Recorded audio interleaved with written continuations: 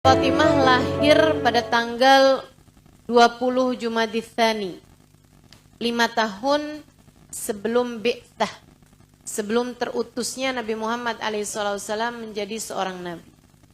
Jadi saat Nabi Muhammad menjadi seorang nabi, yaitu usia Sayyidah Fatimah adalah 5 tahun. Hiburannya Nabi Muhammad sallallahu alaihi wasallam. Ketika Nabi Muhammad menjadi seorang nabi, itu pada saat usia beliau 40 tahun, ya, dan sudah menikah selama 15 tahun. 2 putri beliau, bahkan 3 putri beliau, Sayyidah Zainab, Sayyidah Ummu Kalthum, dan Sayyidah Ruqayyah, ya. Ketiga putri beliau itu sudah menikah. Ustazah, kan Nabi baru nikah 15 tahun, artinya anak-anaknya itu kan lebih kecil umurnya daripada itu. Kok udah pada nikah? Iya Bu. Memang pada zaman tersebut mereka kebiasaannya, tradisinya adalah menikahkan anak-anak di usia sangat muda. Begitu ya. Mereka tuh umur-umur kayak 11 tahun, 9 tahun tuh udah pada nikah. Makanya jangan heran kalau dengar bahwa Sayyidah Aisyah menikah dengan Nabi Muhammad usia beliau berapa? 9 tahun. Itu pun waktu Nabi Muhammad SAW melamar Sayyidah Aisyah di usia 7 tahun, gitu ya, akadnya yang 7 tahun. Itu Sayyidah Aisyah tuh sudah jadi lamarannya orang. Para jomblo, Sayyidah Aisyah umur 7 tahun tuh udah dilamar sama orang. Waktu dilamar sama Nabi Muhammad alaihissalam, itu diminta sama Nabi. Teman-teman sih sekalian, jadi nggak usah aneh, yang begituan memang zaman itu tuh seperti itu kondisinya, seperti itu keadaannya, gitu ya. Nah kalau sekarang saya ditanya gitu, Ustazah berarti setuju ya sama pernikahan dini? Tergantung dininya kawin sama siapa. Sebenarnya gini sih ya, kalau zaman sekarang tuh, apalagi anak Jakarta gitu, saya kayak rada-rada kurang setuju sama anak-anak nikah terlalu kecil, terlalu muda gitu. Kenapa? Kok yang Islam kan itu Ustazah nikah muda gitu. Bukan Islam teman-teman, Tradisi Arab pada masa tersebut itu menikahkan anak-anak perempuan mereka di usia muda. Yang sunnah dalam Islam itu nikahnya, bukan pada usia berapa. Jelas ya? Halo? Termasuk juga, ini agak sensitif nih mau saya bilangin. Yang sunnah itu nikahnya, bukan dengan berapa perempuan. Langsung nih. Tenang. Jadi yang nikah itu, yang sunnah itu adalah nikahnya, bukan dininya. Sebagaimana yang sunnah itu adalah nikahnya, bukan poligaminya. Jelas ya? Rada sensitif nih, saya mau bilangnya. Jadi teman-teman saudaraku sekalian yang saya muliakan, bukan berarti nggak boleh Ustazah pernikahan dini, boleh aja.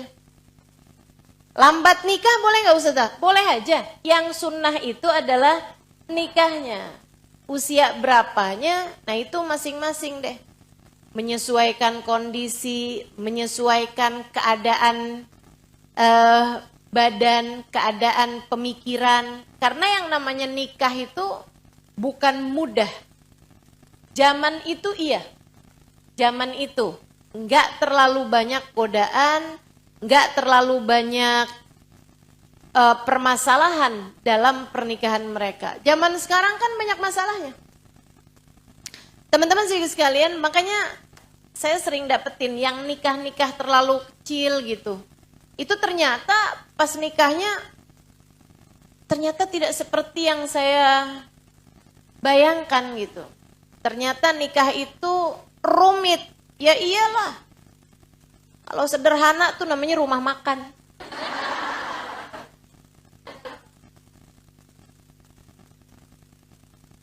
Yang namanya rumah tangga mah udah pasti rumit. Teman-teman saya sekalian, nggak gampang. Karenanya dibutuhkan pemikiran, dibutuhkan kedewasaan gitu.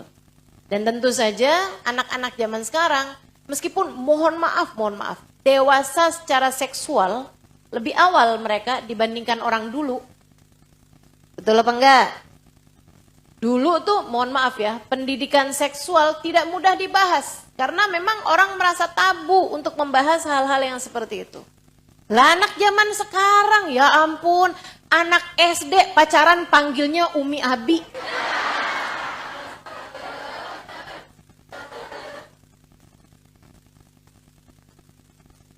Astagfirullah, astagfirullah.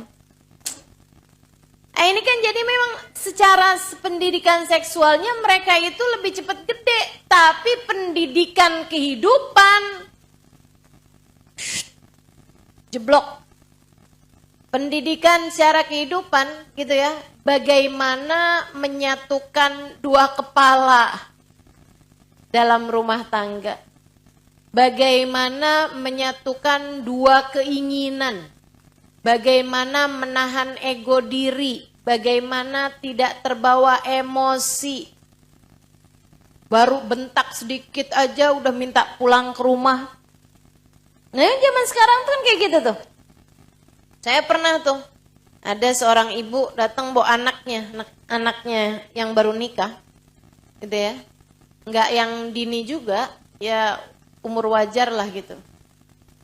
Baru berapa bulan minta cerai siang perempuan. Saya tanyain sebabnya, kenapa dek kamu minta cerai sama suamimu? Saya nggak tahan Ustazah. Kenapa nggak tahan? Bayangan saya tuh kayak dipukulin gitu ya. Yang memang kalau udah jenisnya KDRT gitu, memang nggak ada ampun deh gitu. Islam tidak pernah mentolerir kekerasan dalam rumah tangga. Dia bilang, suami saya Ustaz. Kenapa saya bilang? Udah tegang nih saya. Kenapa suami kamu? Enggak romantis.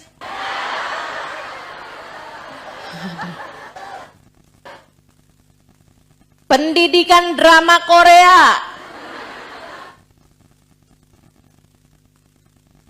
Pendidikan drakor nih. Yang bangun tidur ditaruhin sarapan. Di tempat tidur. Tuh nyari laki model begitu adanya emang di mana?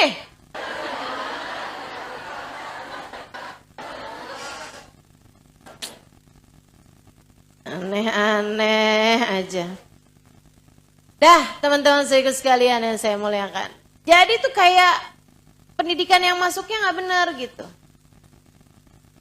Jangan heran kalau di masa dulu memang pendidikan secara kehidupan mereka tuh berat sehingga mereka sudah terbiasa menjalani rumah tangganya dengan pekerjaan-pekerjaan berat mereka.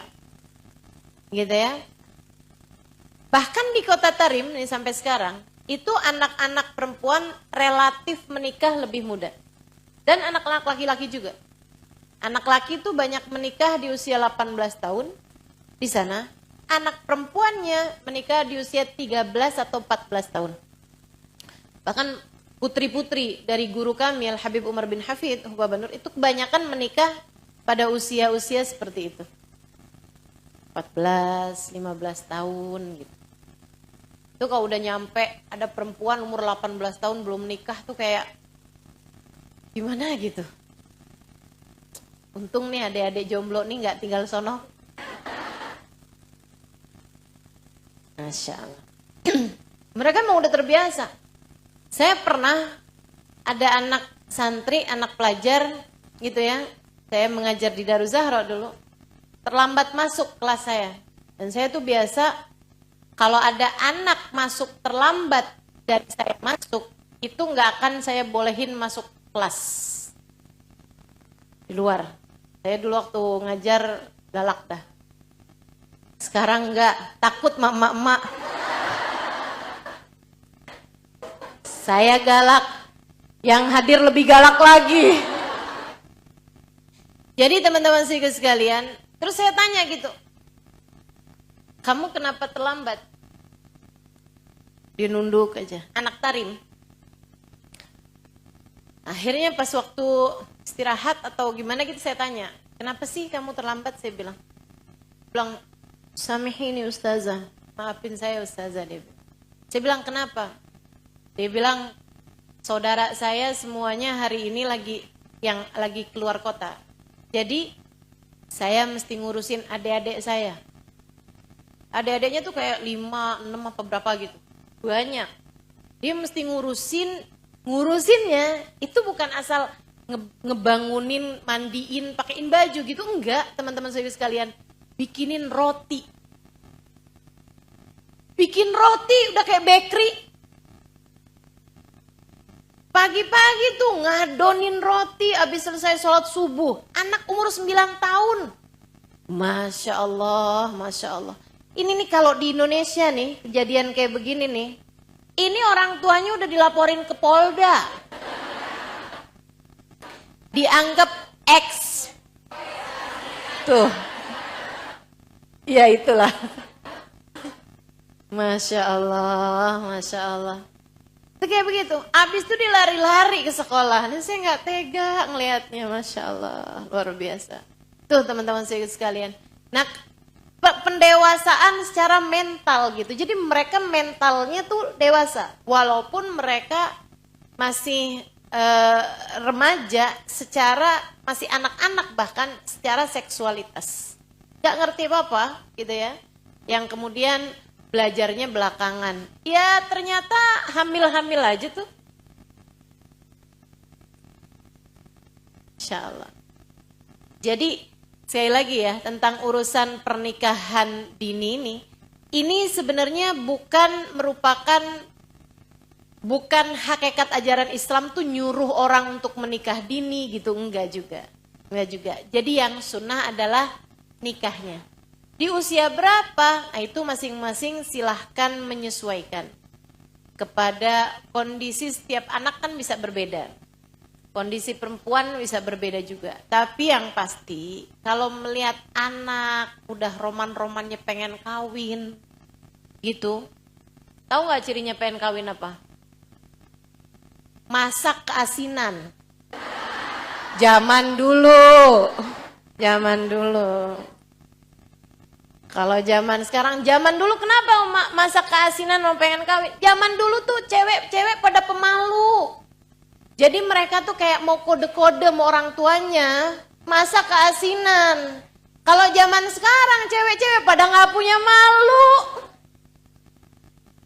Terus terang bilang sama orang tuanya, kawinin saya mah. Ya Allah, ya Allah. Mudah-mudahan Allah selamatkan anak-anak kita, generasi muda kita insya Allah dari bahaya-bahaya yang datang dalam kehidupan mereka ya. Amin insya Allah ya Rabbal Alamin. Baik, kembali kepada Sayyidah Fatimah. Jadi waktu Nabi Muhammad seorang nabi diutus oleh Allah sebagai seorang nabi di usia beliau 40 tahun dan itu baru menikah 15 tahun. Ketiga putri Nabi Muhammad alaihissalam yang memang berurutan lahirnya, begitu ya, itu sudah menikah semuanya. Dua dengan dua putranya Abu Lahab, yang satu lagi dengan Abu As. Sehingga sekalian saya muliakan, kecuali tentu saja Sayyidah Fatimah Zahra, usianya masih baru 5 tahun. Nah yang lain-lain nih tiga putrinya Nabi, ini mendapati Nabi Muhammad waktu mereka di rumahnya Nabi sebagai seorang yang kehidupannya mapan, dicintai semua orang, gitu ya, disayangi sama semua orang, begitu.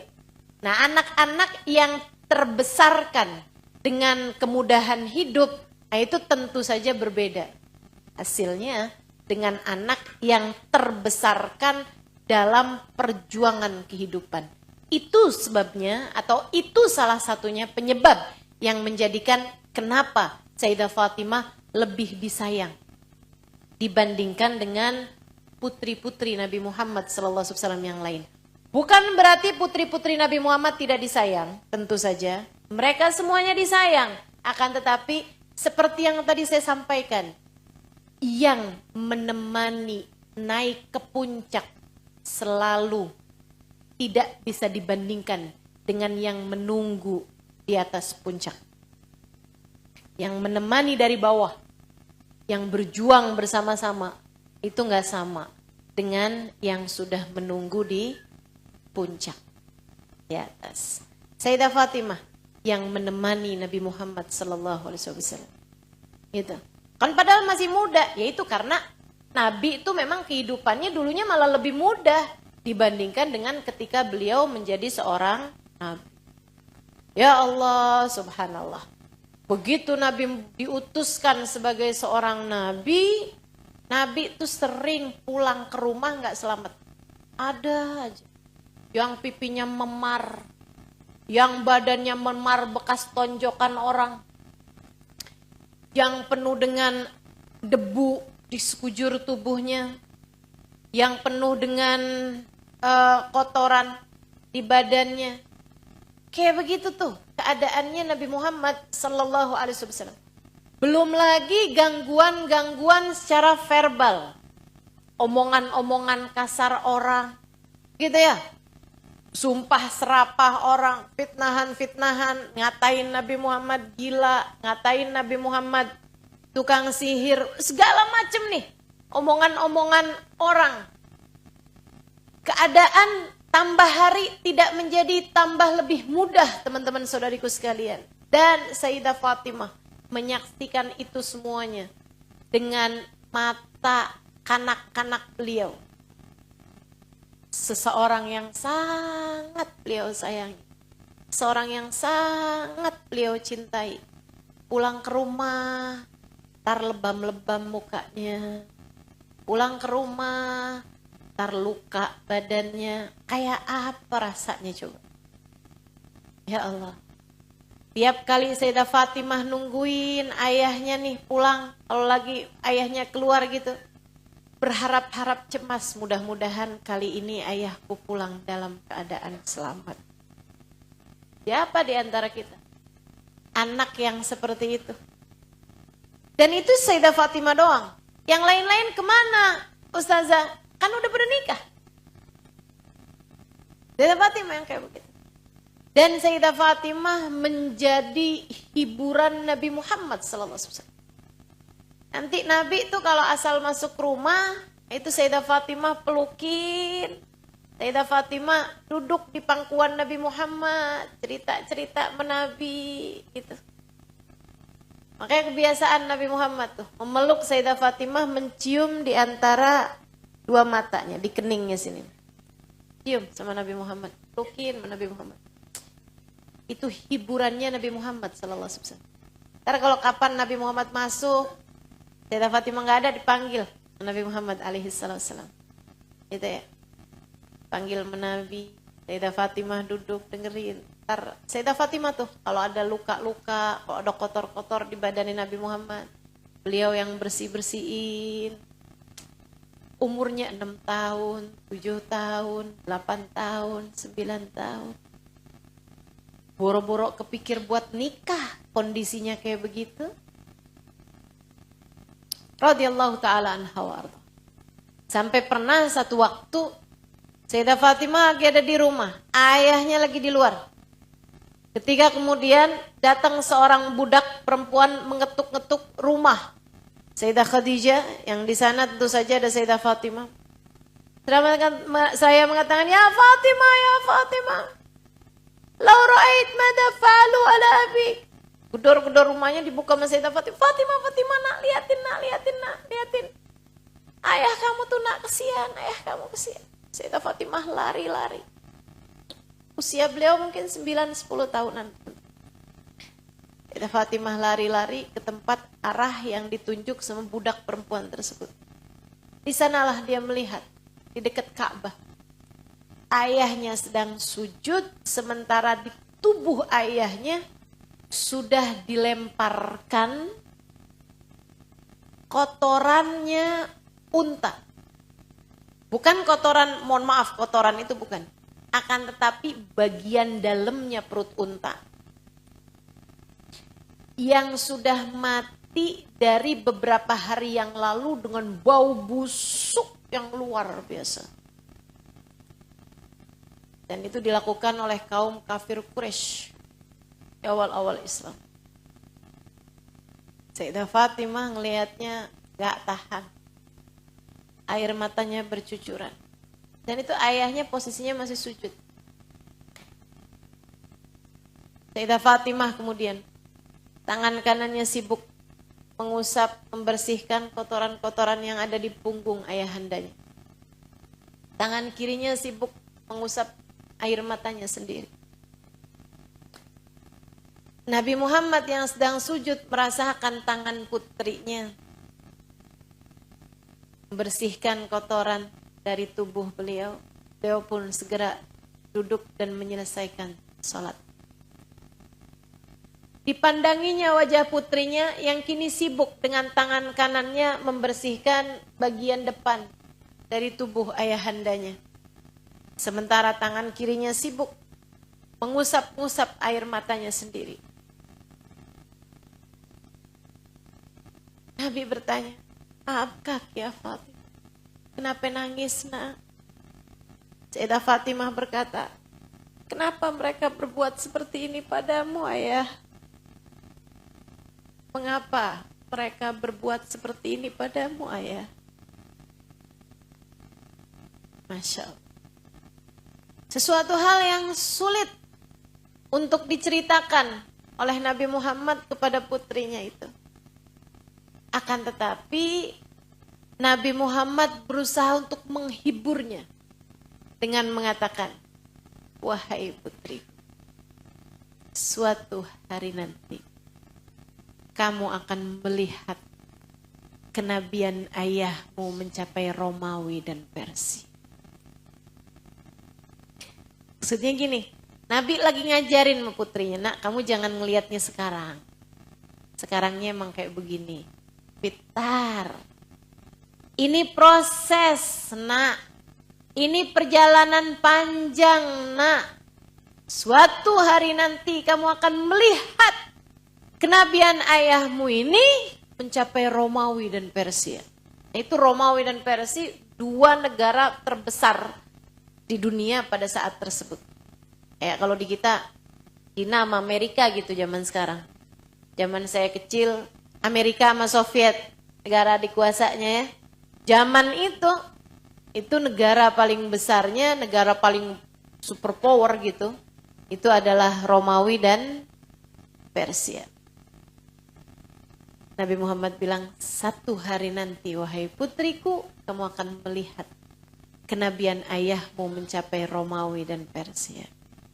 Emang Sayyidah Fatimah lihat? Enggak, Sayyidah Fatimah meninggal hanya 6 bulan sesudah kewafatan ayahandanya. Ayahandanya meninggal di bulan Rabiul Awal, Sayyidah Fatimah meninggal 6 bulan kemudian, yaitu pada bulan Ramadan. Tanggal 3 Ramadan tahun ke-11 dari kenabian ayahnya, dari hijrah ayahnya Nabi Muhammad alaihissalam. Sayyidah Fatimah wafat. Kok Nabi Muhammad bilangnya kamu akan lihat? Karena Nabi Muhammad tahu secara pasti bahwa orang-orang mulia meskipun dalam kubur tetap mengetahui apa yang terjadi di atas muka bumi ini. Bahwa suatu hari nanti meskipun kamu dalam kubur Fatimah, kamu akan tahu bahwa kenabian ayahmu mencapai Romawi dan Persia. Rasanya ya, saya bayangin gitu. Kalau aja saya bisa berbincang-bincang dengan Sayyidah Fatimah, saya pengen bilang sama beliau, wahai Tuhan, jangan pernah sedih. Wahai putri Nabi, jangan pernah sedih. Kenabian ayahmu bahkan telah sampai ke negeri kami, sampai ke pelosok-pelosok Indonesia, sampai ke Madura, sampai ke Kalimantan, sampai ke Sumatera, sampai ke Papua. Kenabian ayahmu mencapai kepada relung hati kami yang terdalam. Kau lihat sekarang, jutaan umat Islam mencintai Nabi Muhammad SAW, dan kami, jutaan umat Islam, mencintaimu, wahai putri Nabi Muhammad SAW. Hidup memang perjuangan, teman-teman. Semua ada prosesnya. Semua ada prosesnya. Kamu mau jalanin prosesnya, ya kamu berhasil. Kamu kalah terhadap prosesnya, ya kamu gak pernah berhasil. Orang sekolah aja untuk bisa sampai lulus ada proses kok. Masa menuju surga gak ada prosesnya? Masa menuju kebahagiaan akhirat gak ada prosesnya? Ada prosesnya. Kamu kalau lihat, majelisnya ustadzah besar ya. Ada prosesnya. Ada prosesnya. Teman-teman sekalian, saya muliakan, ada proses yang dijalani. Kamu harus begitu juga. Harus sabar menjalani proses. Kamu melahirkan anak gak langsung gede kan? Gak langsung pinter kan? Gak ada anak lahir langsung bisa baca hadis. Anak mana itu? Gak ada. Semua anak lahir ya nangis, teman-teman sekalian. Termasuk Sayyidah Fatimah.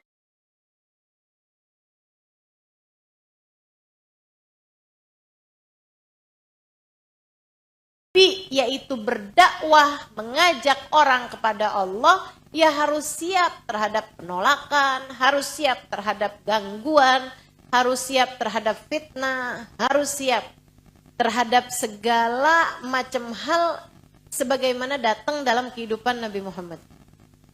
Ketika beberapa teman saya ngadu sama Hubabah, dia bilang, Hubabah nih dakwah di negeri kami nih gak gampang. Teman-teman saya tuh dari berbagai macam daerah, dari berbagai macam provinsi. Kami nih yang belajar di Daruz Zahra ya. Susah Hubabah, dakwah. Kadang-kadang harus naik kapal, harus naik perahu, nyebrang pulau buat dakwah gitu. Saya alhamdulillah nih di Jakarta semuanya diberi kemudahan ya, alhamdulillah. Kalau pergi ke berbagai macam daerah pun juga alhamdulillah, alhamdulillah. Kemudahan dari Allah SWT. Sebagian teman-teman saya tidak begitu gitu. Ngadu ke Hubabah. Jawab Hubabah kayak begini. Ada sya'nu dakwah. Ya ini emang dakwah emang kayak begitu. Dakwah emang gak gampang nak. Dakwah emang berat. Kayak Nabi Muhammad. Kalian kalau cerita sama saya, Hubabah saya dakwah gampang aja tuh. Gak ada penolakan, semua jamaah langsung banyak yang datang. Saya malah curiga, tuh kamu dakwah ngajakin orang kemana? Karena kata Hubabah yang namanya dakwah ngajakin orang ke Allah. Ya pasti setannya banyak. Betul kan ya? Orang ngajak mau ke surga ya pasti setannya banyak. Begitu teman-teman saya sekalian. Terus Sayyidah Fatimah terdidik dalam keadaan yang seperti itu. Terdidik dalam masa-masa yang berat, teman-teman saudara sekalian. Termasuk saat Nabi diboikot. Ya, Nabi itu pernah diboikot, tinggalnya di lembah Abu Thalib. Itu orang nggak boleh jual, Nabi nggak bisa beli gitu. Nabi juga nggak boleh jual. Nabi nggak boleh jual, Nabi juga nggak bisa beli. Ya Allah, repot banget kan. Karena kan ibu-ibu sekalian, kita kan buat makan itu kan pasti harus ada transaksi jual beli. Kita beli gandum, kita beli nasi, kita beli beras. Kan begitu ya? Nah kalau kemudian orang senegeri nggak ada yang mau ngejual sama kita, kayak apa coba? Kamu berhentiin tukang tahu, begitu kamu masuk ke situ, Pak saya beli, nggak jual. Misalnya gitu. Kamu berhentiin tukang sayur, begitu kamu yang berhentiin nggak jual Mbak, sorry Mbak maaf. Misalnya kayak begitu. Lah kamu mau beli di mana kan begitu? Saudara sekalian yang saya muliakan, zaman itu kan nggak ada yang namanya GoFood, nggak ada yang namanya Shopee, iya nggak? nggak ada apalah semuanya itu. Nah kalau orang nggak mau jual, nggak mau beli dari Nabi Muhammad gitu, kayak gimana modelnya Nabi Muhammad bertahan hidup? Abis itu semua orang dilarang buat ngasih sama Nabi Muhammad. Sayyidah Khadijah, sampai yang saya cerita waktu itu, urus kering Sayyidah Khadijah. Berapa lama di tempat pemboikotan? 2,5 tahun. Sampai Sayyidah Khadijah sering jalan bermil-mil buat nyari daun-daunan hijau.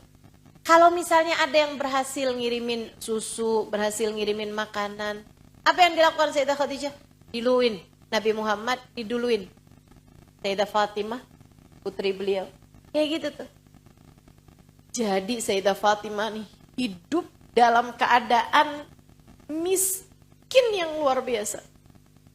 Hidup dalam keadaan susah yang luar biasa, teman-teman. Sayyidatuna Fatimah Zahra. Kamu kalau bilang, saya hidup saya menderita, saya hidup kok miskin aja ya gitu. Gak kayak orang-orang nih saya nih. Pada tinggal plesir mulu yang lain-lain. Saya mau ke Alfamart aja pakai nabung. Misalnya kayak begitu tuh teman-teman sekalian. Seberapapun kamu ngerasa hidup kamu miskin, kamu gak ada papanya sama kisah kehidupannya keluarga Nabi Muhammad. Sama kisah kehidupannya Sayyidah Fatimah, gak ada papanya, miskinmu tuh gak ada papanya. Gak usah mau pamer-pamer kemiskinan sama keluarga Nabi Muhammad sallallahu alaihi wasallam. Semiskin-miskinnya dirimu, mereka pernah melewati yang lebih miskin daripada itu. Udah tuh, saya tanggung dah. Gak ada di antaramu yang melewati kemiskinan yang kayak begitu. Nabi itu terbiasa, teman-teman. Sampai mengganjal perutnya dengan batu. Kamu tahu apa urusan menahan lapar? Gak usah sok-sokan angkat tangan kepada Allah. Ya Allah, saya kok miskin amat sih Allah. Gak usah. Gak usah, diketawain kamu. Malaikat-malaikat kan tahu kisah hidup mereka ini. Malaikat Roki bingung, malaikat Atid ini catatannya siapa ya ini? Mau dicatetin dosa, dia lagi doa kan berpahala.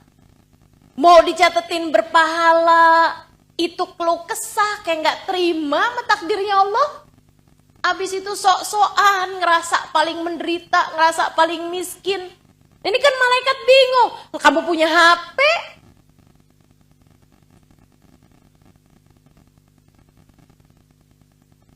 Ya Allah. Dah, gak ada apa-apanya kita. Saudariku sekalian yang saya muliakan, Sayyidah Fatimah mengalami kehidupan yang luar biasa berat. Terus kayak gimana tuh Sayyidah Fatimah dalam menghadapi keberatan hidup tersebut?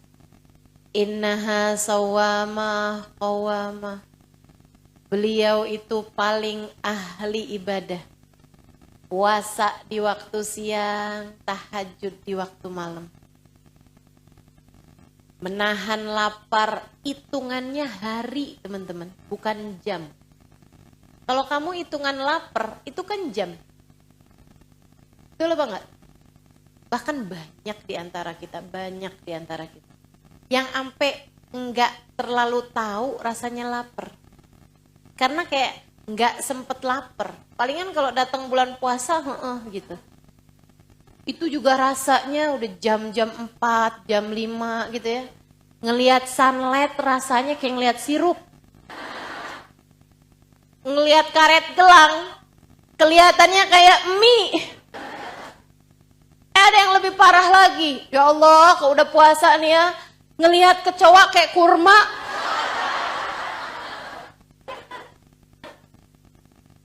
Udah gak bisa ngapa-ngapain, jam-jam sore, astagfirullah. Ya Allah, malu kita nih, malu. Sama orang-orang mulia di atas kita tuh. Itu kalau yang namanya lapar tuh teman-teman, itu bener-bener lapar yang kayak 3 hari belum makan gitu. Pernah? Enggak. Saudara sekalian yang saya muliakan, sampai kemudian Sayyidah Fatimah ini waktu Nabi Muhammad hijrah itu saja dibawa Nabi Muhammad alaihissalam, belum nikah. Beliau menikah pada tahun kedua dari hijrahnya Nabi Muhammad alaihissalam pada bulan Syawal, yang pada bulan Ramadannya terjadi perang Badar, ya, dan terjadi kewajiban puasa Ramadan. Nah, habis Ramadan, Syawal, habis Lebaran tuh terus nikah. Makanya saya liatin nih orang-orang Jakarta, orang mana-mana, emang pada musim kawin deh tuh kok bulan Syawal. Soalnya ngikutin Sayyidah Fatimah dinikahin Nabi pada bulan Syawal. Dinikahinnya masih apa? Ya Allah, ini dua orang tercinta di hati Nabi dalam satu rumah tangga ya.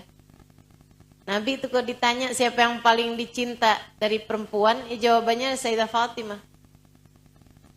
Kalau ditanya paling disayang gitu, siapa yang paling disayang Nabi Muhammad, ya Sayyidah Fatimah. Kalau ditanya anak remaja gitu ya, anak laki-laki, boy gitu, yang paling disayang sama Nabi Muhammad siapa? Ya Sayyidina Ali bin Abi Thalib. Teman-teman saya sekalian. Sayyidina Ali bin Abi Thalib zaman kecil, zaman dia lahir tuh masih kecil, Nabi Muhammad tuh udah nikah sama Sayyidah Khadijah. Nabi jengukin kelahirannya Sayyidina Ali bin Abi Thalib, Nabi Muhammad. Waktu dijengukin itu ya, Nabi itu sering habis itu jengukin. Nabi Muhammad sering datang buat ke rumah bibinya ini ya, ke rumah pamannya Abu Thalib. Kan Nabi Muhammad emang sedekat itu sama Abu Thalib kan, karena kan memang kayak ayahnya gitu. Habisnya Nabi Muhammad ayahnya meninggal kan, terus Nabi di masa-masa remaja, di masa-masa anak-anak kan ayahnya adalah Abu Thalib. Teman-teman sekalian, pernah satu waktu ibunya ini lagi pergi, Fatimah binti Asad, ibunya Sayyidina Ali bin Abi Thalib. Ali kecil nangis, bingung Nabi Muhammad. Waduh, nih kayaknya minta susu nih, gimana nih? Di rumah situ nggak ada siapa-siapa waktu itu, maksudnya yang ada di situ orang dewasanya cuma Nabi Muhammad alaihissalam.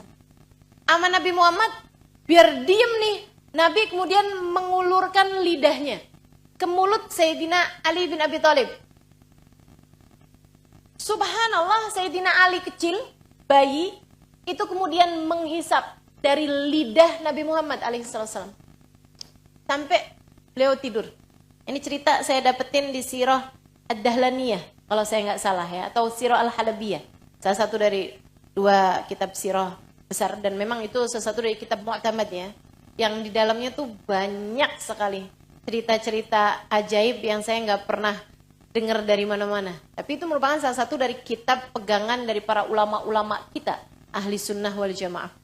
Itu Sayyidina Ali menghisap dari lidah Nabi Muhammad sallallahu alaihi wasallam sampai tidur.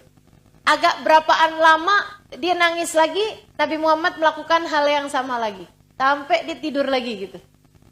Sampai kemudian waktu sore ibunya datang, dia nggak nangis Muhammad gitu, nangis sih, tapi alhamdulillah terus ya, tapi habis itu terus diam. Oh makasih ya Muhammad.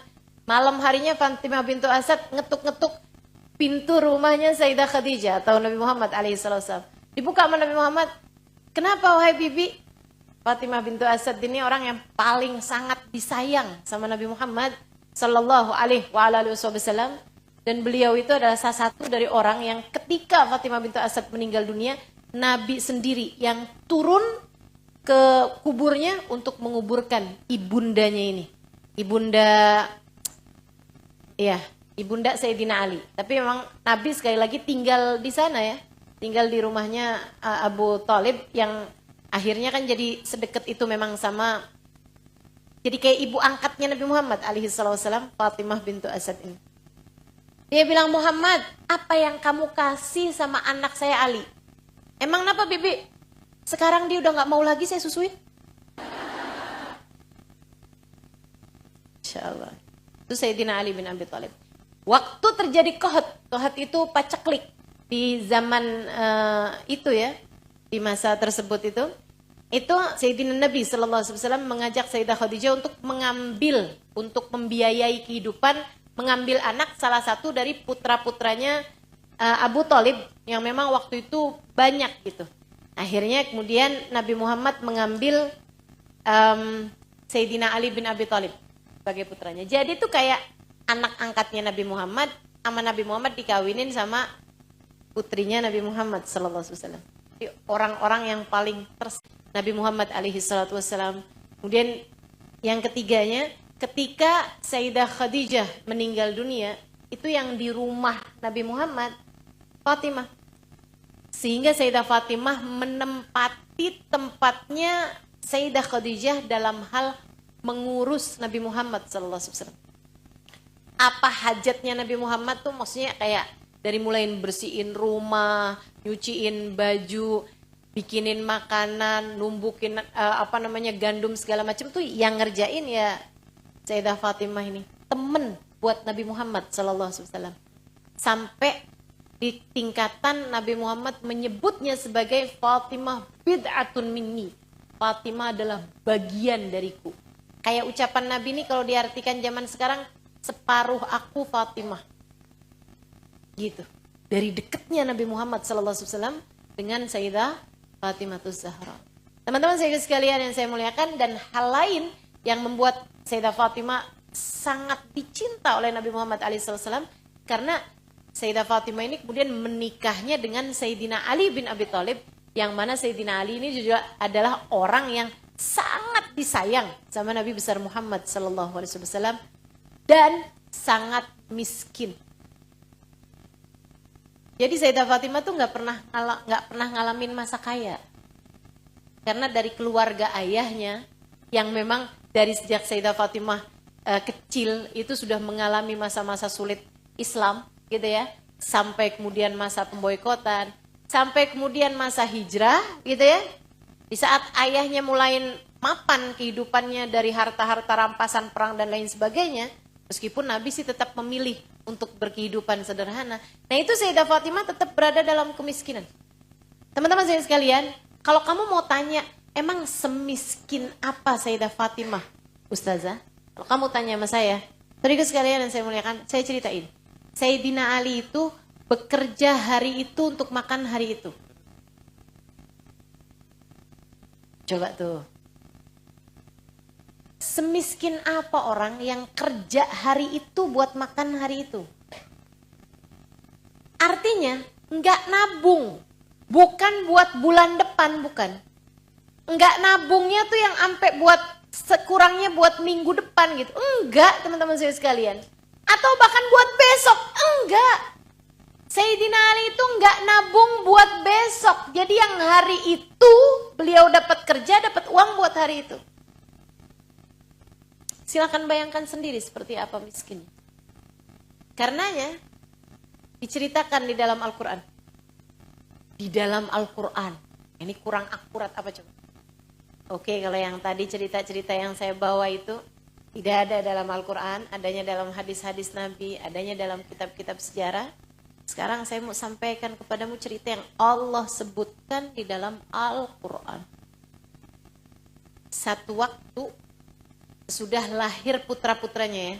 Jadi Sayyidah Fatimah menikah sama Sayyidina Ali. Itu nikahnya pada bulan Syawal tahun kedua dari hijrah Nabi Muhammad SAW. Jadi sekalian langsung tuh punya anak Hasan. Kemudian lahir adiknya Husain. Itu paut setahun. Jadi usianya Sayyidina Hasan sama Sayyidina Husain itu hanya paut 1 tahun. Habis itu baru kemudian lahir anaknya yang lain bernama Zainab. Kemudian lahir anaknya yang lain bernama Ummu Kalthum.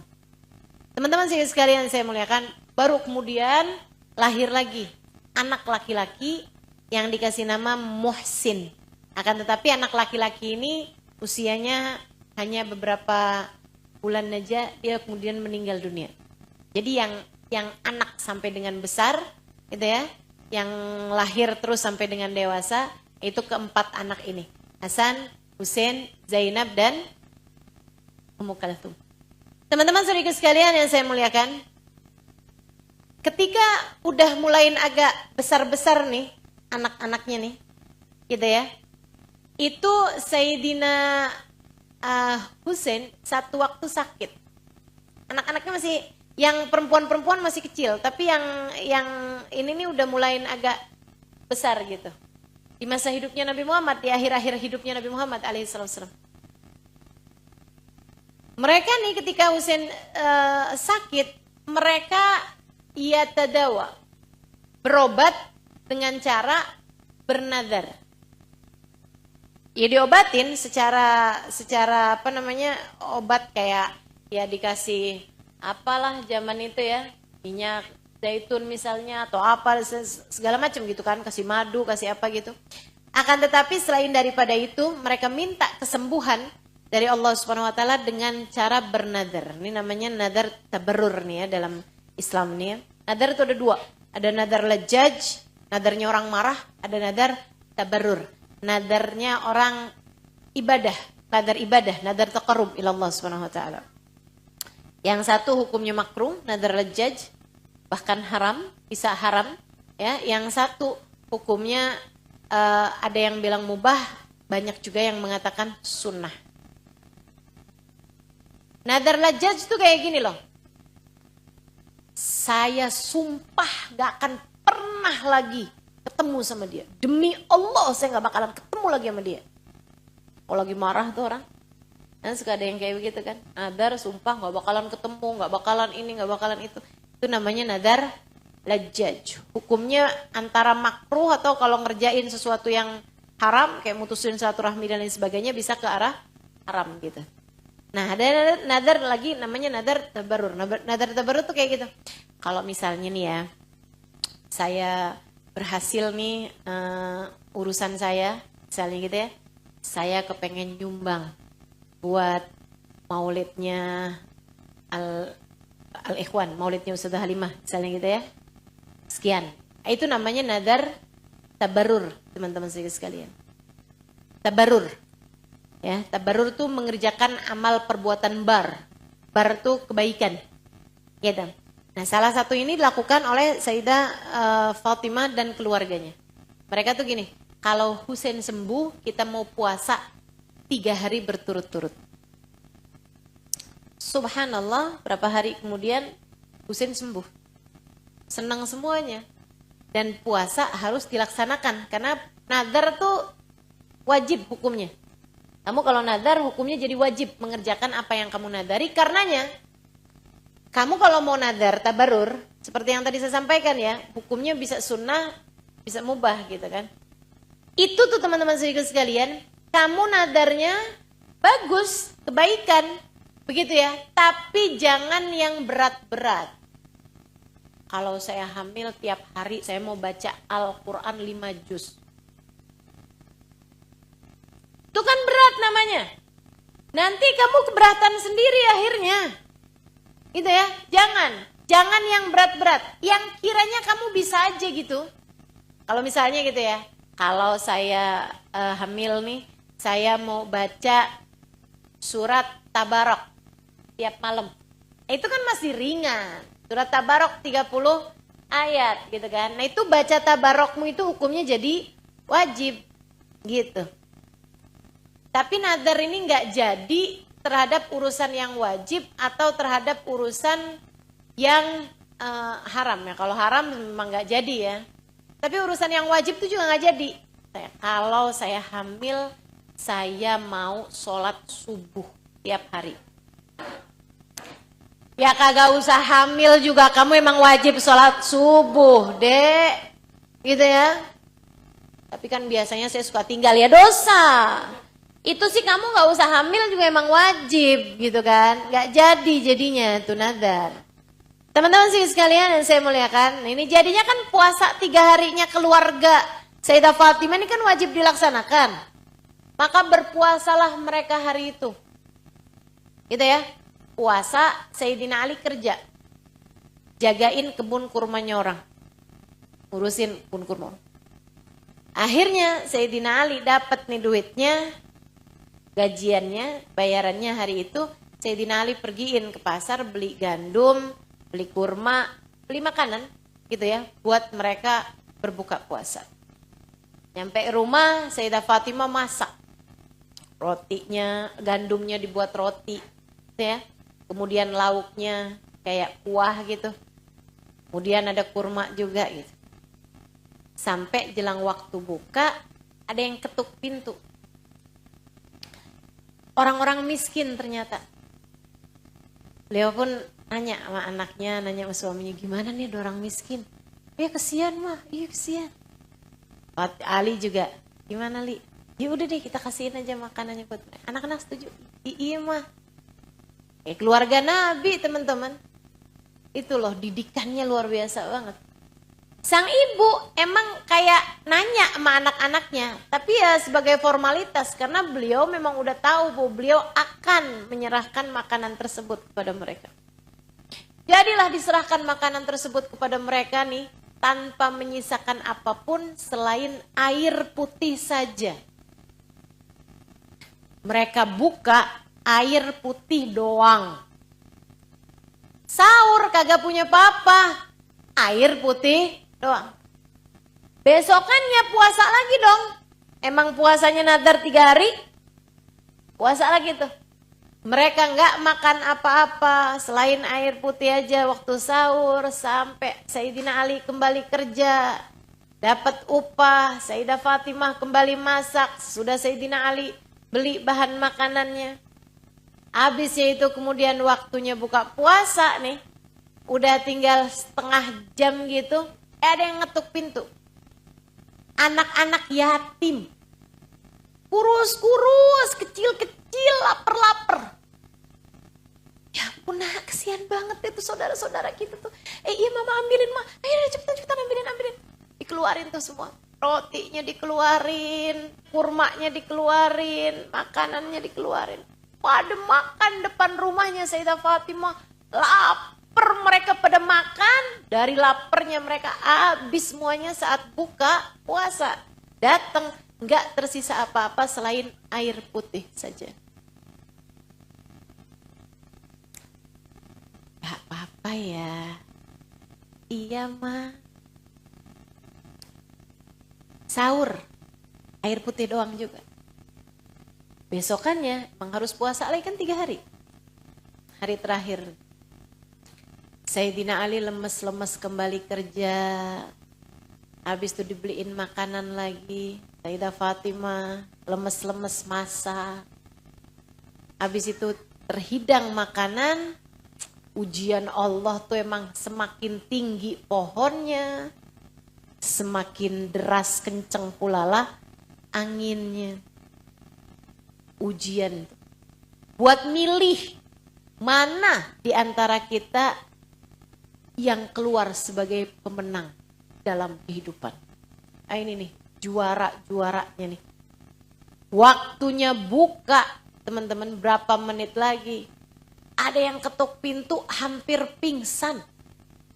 Siapa itu? Tawanan perang yang berhasil kabur dari pihak musuh, kelaparan di depan pintu rumah Sayyidah Fatimah. Ambilin makanan. Hampir pingsan nih, cepetan orang kesian. Kasihin makanan tersebut. Dia makan dengan laparnya, dengan lahapnya teman-teman sekalian, sampai tidak menyisakan untuk keluarga tersebut selain air putih saja.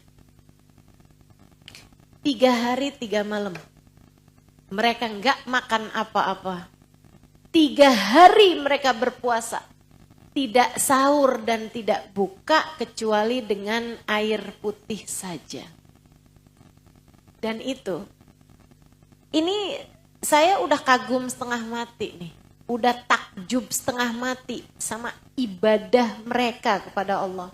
Dan kasih sayang mereka terhadap sesama umat manusia. Namun lebih kagum lagi sama hal satu ini nih. Apa tuh? Keikhlasan. Yang membuat mereka bahkan tidak menceritakan hal yang seperti ini kepada siapapun, bahkan Nabi Muhammad SAW. Ama Nabi aja nggak cerita, teman-teman, sama ayahnya Yang merupakan separuh hatinya Nabi itu Sayyidah Fatimah gitu. Terus Sayyidah Fatimah nggak cerita. Nggak ada ceritanya gitu. Lemes banget Fatimah. Iya bah.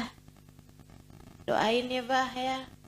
Kita tuh udah nggak ini bah. Udah nggak makan 3 hari. Nggak ada. Nggak ada. Sehingga sekalian saya muliakan. Nggak ada Sayyidina Ali cerita-cerita kepada orang lain. Sayyidah Fatimah cerita kepada teman-temannya sama perempuan. Atau anak-anak mereka cerita kepada teman-temannya. Saya nggak bisa main nih, lemes banget. 3 hari tahu kita nggak makan. Nggak ada. Keren abis teman-teman sekalian. Keren banget. Kok sekarang Ustazah tahu? Tahu siapa yang cerita? Allah subhanahu wa ta'ala dalam Al-Quran.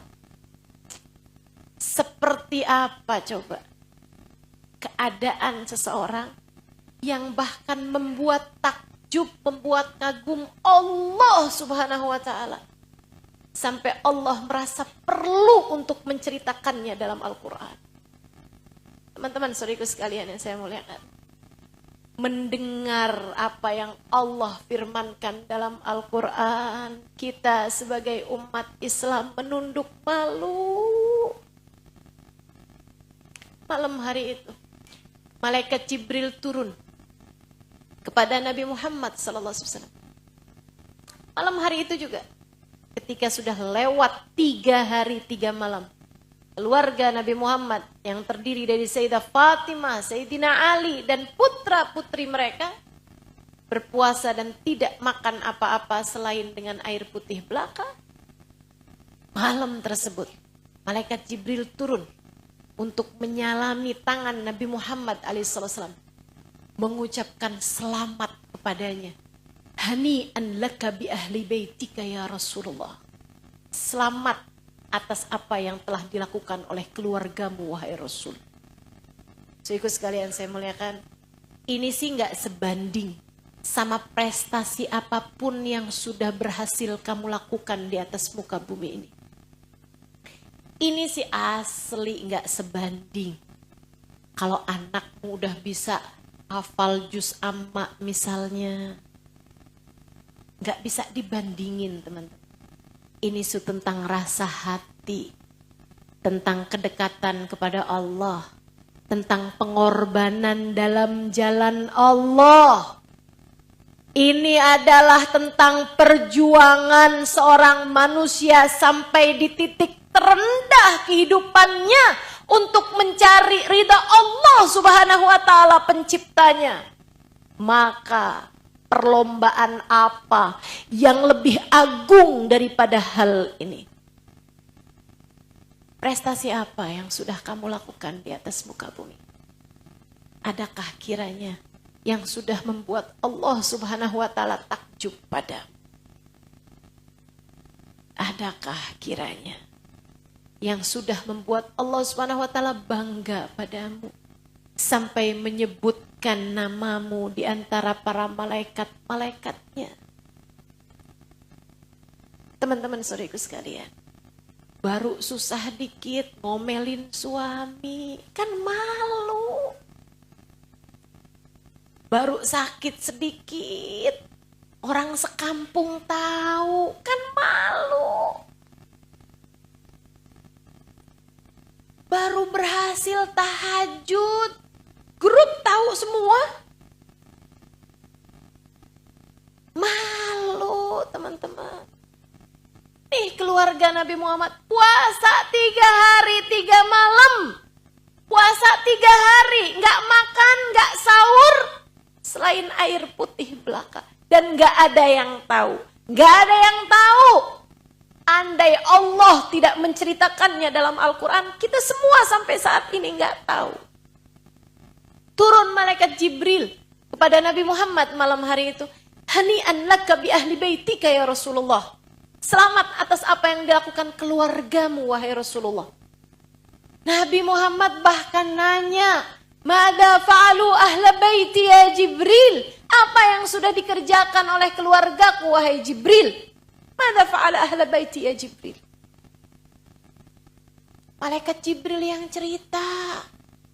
Mereka puasa 3 hari, wahai Rasul. Gara-garanya nadar. Kalau Husain sembuh, mereka nadar mau puasa 3 hari. Dilalahnya. Allah kasih ujian sama mereka, wahai Nabi Muhammad. Ceritain sama malaikat Jibril. Habis itu malaikat Jibril mengakhiri ceritanya dengan qad a'jaba rabbuhum min fi'latihim wa anzal ilaihimul ayah yutla ila yaumil qiyamah. Allah kagum atas apa yang telah mereka lakukan dan untuk mereka Allah turunkan ayat-ayat Al-Quran yang akan terus dibaca sampai hari kiamat. Yang akan terus dibaca sampai hari kiamat. Hingga kita membacanya 1400 tahun sesudah kejadian tersebut. A'udzu billahi minasyaitonir rajim. Wa yut'imuna at-ta'ama 'ala hubbihi miskinan wa yatiman wa asira. Innama nut'imukum liwajhillah la nuridu minkum jazaan wala syukura. Inna nakhafu min rabbina yawman abusan qamtarira. Waqahumullahu syarra dhalikal yawm walaqahum nadratan wa surura. Kata Allah, wa yut'imuna at-ta'am. Mereka bisa ngasih makan orang lain ala hubbi, padahal mereka sangat menginginkannya. Kamu kalau bisa ngebagi makanan yang udah nggak lagi kamu pengenin, ya itu oke lah. Kamu bisa membagi makanan yang kamu masih seneng, kamu masih pengen, tapi kamu bagi, kamu kasih sebagiannya, kamu hebat. Kalau ini bukan lagi hebat, dahsyat, luar biasa. Ngasih makanan tanpa menyisakan untuk diri mereka sendiri. Wallah, ini sih keren. Ini sih udah sedekah sundul langit ini sih. Ini sudah level langit ke-7 ini mah. Udah gak bisa dibandingin nih teman-teman. Ala hubbi kata Allah. Mereka sangat menginginkannya, tapi mereka kasihin makanan semuanya. Kepada siapa ya Allah? Miskinan, wa yatiman, wa asira. Sampai Allah detil ceritanya. Sampai Allah terperinci ceritanya. Hari pertama sama orang miskin kata Allah. Hari kedua sama anak yatim. Hari ketiganya sama tawanan perang. Sampai segitunya Allah cerita detil teman-teman suriku sekalian. Kenapa tuh? Karena Allah begitu kagum terhadap amal ibadah mereka. Keren banget deh ini. Ya Allah. Innama nut'imukum liwajhillah. Keikhlasan mereka bahkan Allah bahasakan dalam Al-Quran. Mereka gak ngomong itu. Karena orang yang ngomong dirinya ikhlas, berarti gak ikhlas. Kan begitu? Ini nih Allah yang menceritakan bahasa hati mereka yang tidak tersampaikan. Keren banget gak sih? Teman-teman saya sekalian, nih ya amal ibadah kamu. Amal ibadah kamu. Kamu punya pilihan. Tiap kali kamu habis ngerjain amal ibadah, kamu punya pilihan. Mau kamu ceritakan. Sehingga Allah bilang, ya udah dah kalau gitu. Saya gak perlu ceritain lagi nanti di akhirat. Balasan dariku jadi berkurang atau bahkan gak ada. Atau biarkan Allah yang menceritakannya untukmu di akhirat. Kamu tinggal pilih aja. Mauan kamu ceritain, taruh di status indahnya berbuka puasa hari ini. Kamu mau taruh, silahkan di status dengan alhamdulillah masjid ini akhirnya terbangun juga. Ya Allah, terimalah andil kami di dalamnya. Kamu mau ceritain? Silakan. Teman-teman saya sekalian, silakan. Atau lebih baik kamu tutup mulut. Kamu penuh dengan ketakutan. Belum tentu amal ibadah saya diterima. Dan biarkan Allah yang kelak akan menceritakannya untukmu di akhirat. Saya suka bilang, teman-teman saya sekalian, andai kita rahasiakan semua amal ibadah kita, itu pun belum sebanding dengan selama ini kita selalu merahasiakan dosa-dosa kita. Jangan jadikan Allah hanya sekedar tempat penyimpanan dosa-dosamu, tanpa kamu menjadikan Allah sebagai tempat penyimpanan ibadah-ibadahmu. Malu kan? Allah cuman kita jadikan sebagai, ya Allah rahasia nih ya Allah, jangan buka-buka ya Allah. Apa tuh yang kamu jadikan rahasia? Dosa-dosamu. Malu kan kita sama Allah. Saudaraku sekalian yang saya muliakan, mesti ada juga dong rahasia air matamu yang tertumpah di keheningan malam. Kamu beristighfar, memohon ampunan. Ada juga dong ayat-ayat Al-Quran yang kamu baca di saat tidak ada sesiapapun yang melihatnya selain Allah Tuhanmu. Ada juga dong sedekah-sedekah yang kamu berikan kepada orang lain tanpa ada rasa ingin sesiapapun mengetahuinya selain dirimu. Seharusnya ada juga dong solawat-solawatmu kepada kekasih Nabi besar Muhammad SAW yang kamu baca dengan bilangan tertentu tanpa perlu ada sesiapapun mengetahuinya.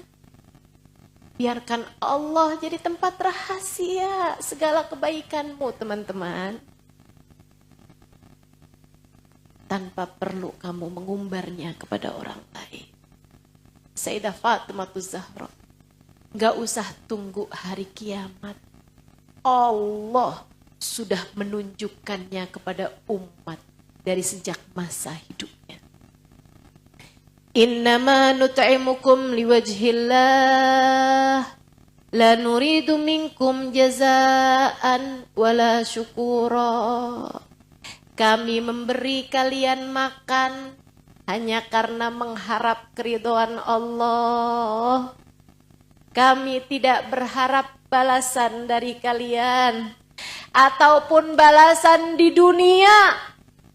Wala syukura, kami bahkan tidak mengharap pandangan kagum kalian ataupun sekedar ucapan terima kasih kalian. Ini enggak mereka sampaikan kepada yang mereka kasih. Di hati mereka. Allah yang membahasakannya dalam Al-Quran. Karena Allah ngerasa, nih umat mesti tahu nih. Nih umat mesti tahu seperti apa Fatimah Zahra. Umat mesti tahu seperti apa Ali bin Abi Thalib. Umat harus tahu seperti apa pendidikan mereka kepada Hasan Hussein. Dan dua saudari perempuannya yang lain. Kenapa gitu ya Rabb? Biar mereka tahu caranya mendekat kepadaku seperti apa. Biar mereka tahu, biar hambaku tahu. Aku kagum dari mereka. Aku bangga dari mereka dengan hal yang seperti apa. Innama nut'imukum wajhin. Saya ngasih nih. Saya ngasih kalian makanan. Membiarkan diri kami kelaparan. Karena kami berharap Allah ridho sama kami. Siapa yang ngarepin ridho Allah, teman-teman? Pendosa macam kita? Bukan. Putri Nabi Muhammad yang surga bahkan terletak nama ayahnya di tiap pintu-pintunya.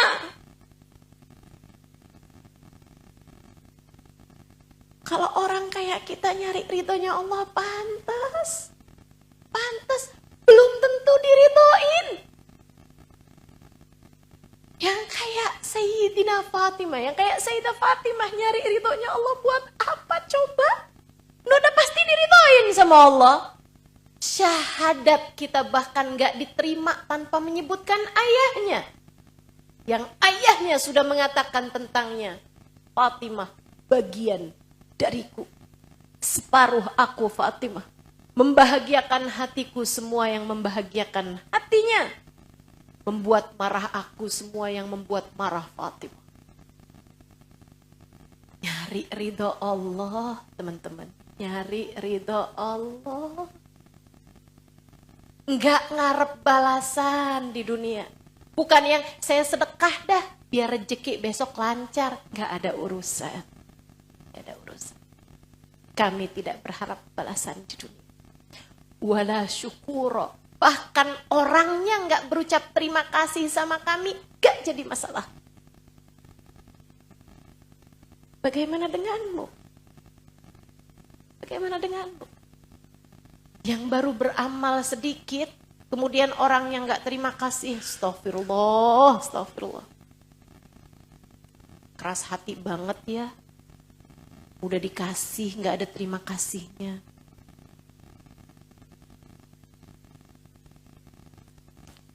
Malu gak sih? Kita-kita ini. Gitu kita ngerasanya kayak udah pasti masuk surga gitu. Gitu kita ngerasanya tuh kayak yang neraka. Enggak lah. Dari mana kamu tahu? Dari mana kamu? Innama nut'imukum liwajhillah. La nuridu minkum jazaan wala syukura. Terus apa yang kalian takutkan wahai keluarga Nabi? Sampai lebih memilih. Sampai enggak takut sama lapar. Apa yang kalian takutkan? Inna nakhafu min rabbina yawman abusan qamtarira. Kami berbuat seperti ini karena kami takut saat hari kami berjumpa dengan Allah. Pada hari saat semua wajah abus, semua wajah ketakutan, semua wajah cemberut. Kami takut hari itu. Kami takut hari mahsyar. Kami takut hari mizan. Kami takut hari saat melewati jembatan sirat. Kami takut hari hisab. Mending kami susah di sini biar nggak susah di sana. Yang ketakutan hari mahsyar tuh siapa? Putrinya seseorang yang berkata, Analah, analah. Saya yang akan memberi syafaat kepada kalian. Wahai sekalian umat manusia. Yang bilang kami takut untuk hari saat kami menghadap Allah Subhanahu wa ta'ala. Yang ngomong gitu tuh putri Nabi Muhammad, teman-teman. Keluarga Nabi Muhammad, teman-teman. Bagaimana denganmu? Bagaimana denganku yang belum ada jaminan akhiratnya? Kenapa kamu kayak santai aja ngadepin akhirat? Kenapa kita kayak yang biasa-biasa aja gitu? Hisab, oke. Mahsyar, apa-apa. Hari saat lewati jembatan, kayaknya nggak segitu ngerinya deh. Hari saat kematian, ya saya kan orang Islam. Saat datang sakaratul maut, tapi kan saya ngaji, tapi kan saya belajar, tapi kan saya sholat.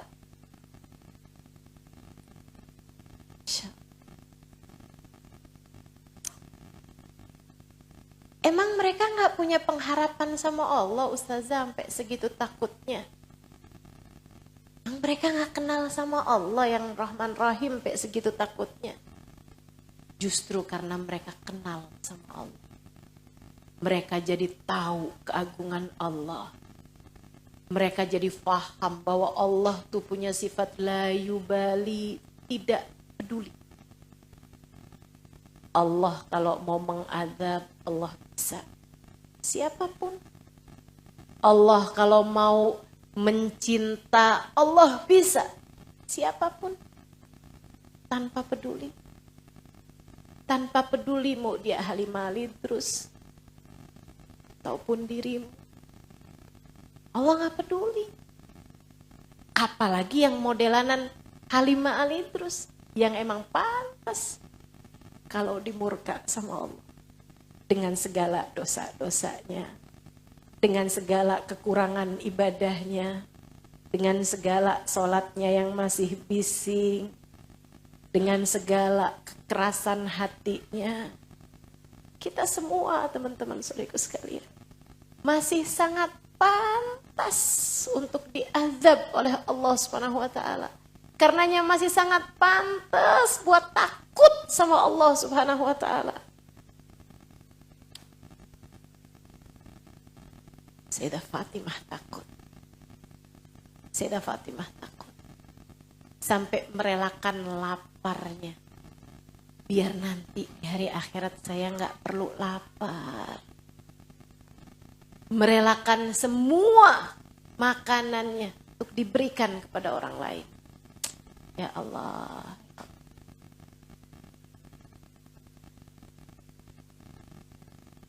Apa kata Allah? Waqahumullahu syarra dzalikal yaum. Fawaqahumullahu syarra dzalikal yaum. Maka kami amankan keluarga itu dari segala keburukan hari akhirat. Allah berikan jaminan untuk keluarga Nabi Muhammad. Pada hari itu teman. Sudah ada jaminannya. Untuk Sayyidah Fatimah, Sayyidina Ali, Sayyidina Hasan, Sayyidina Husain, Sayyidah Zainab dan Sayyidah Ummu Kalthum sudah ada jaminannya dari Allah Subhanahu wa taala. Waqahumullahu syarra dzalikal yaum.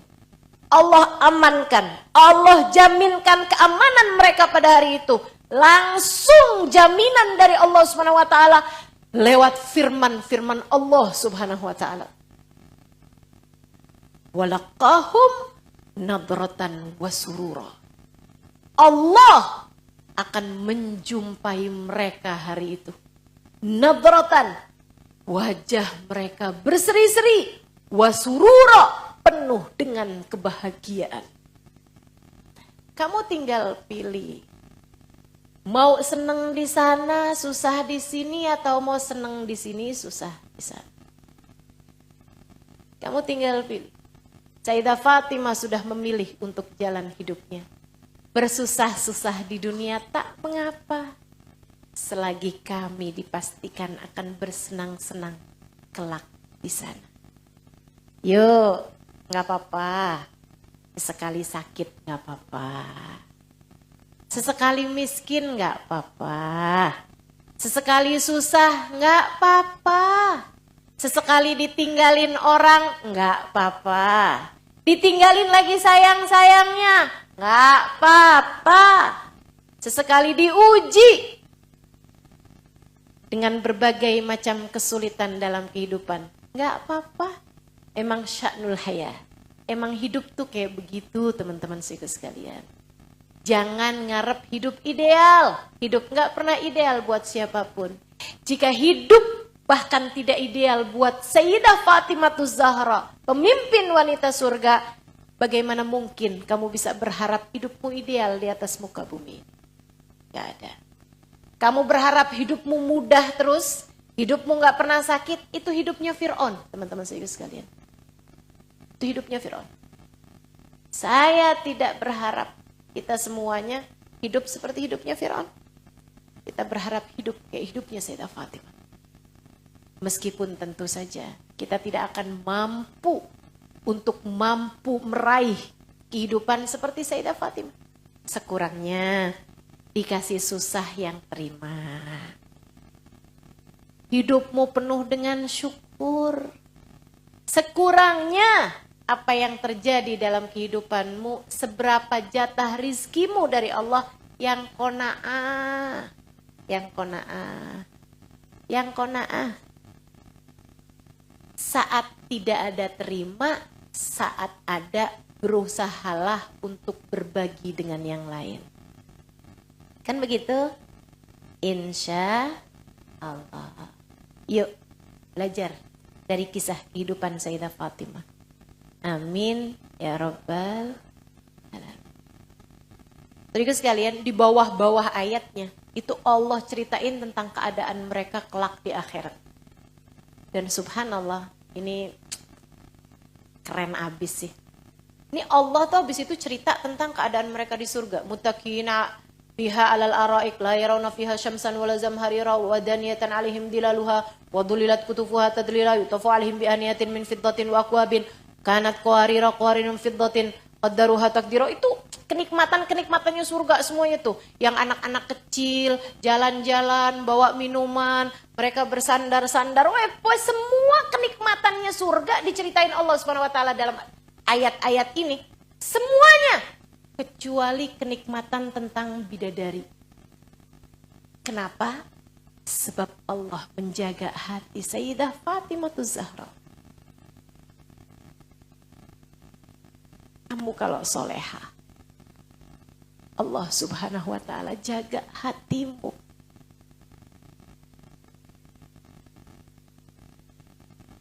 Kenapa Allah jadikan hati suamimu berbagi mencintai perempuan lain? Sebab Allah lihat hatimu berbagi dari mencintai selain Allah. Terlalu banyak dunia dalam hati kita, teman-teman. Kita hatinya sering berbagi dari selain Allah. Sehingga Allah jadikan hati orang lain dalam mencintaimu pun berbagi.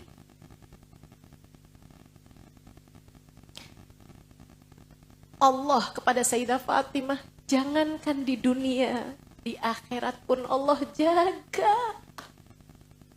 Kurang apa coba?